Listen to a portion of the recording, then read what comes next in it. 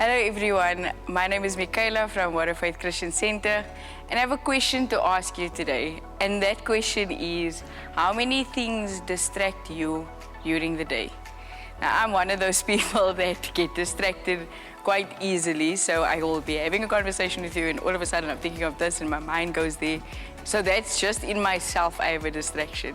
But there's so many other things that distracts us during the day, whether it's our phones, it could even be family, it could be things that are not even important, but it does take our attention away from the things that are important.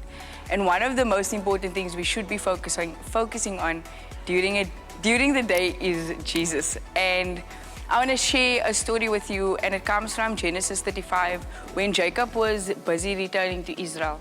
And so he said to his household and to everyone that was with him during this time, he told them, listen, you guys need to bury the foreign gods that you have with you, that you may be purified, and you change your garments, meaning like change your clothes. So it was basically like a whole renewal that Jacob told them to do.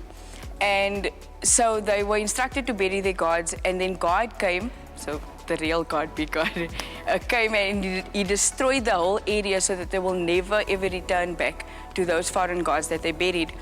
And so this story really spoke to me, because I was like, there's distractions in my life that I need to bury.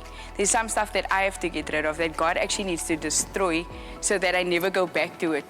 And that's what I wanted to share with you today, is that there are maybe some distractions in your life that you need to bury, that you need to get rid of it. So we can apply the story to our own lives by thinking about what are some of the gods or distractions or foreign gods that takes over your mind, your thoughts and your heart, and then it essentially pulls you away from God. Because a lot of the time things like our phones, TV, anything that we might even think it's a good thing, like I'm reading the news like for 5 hours a day. I'm not saying you do that, but you never know.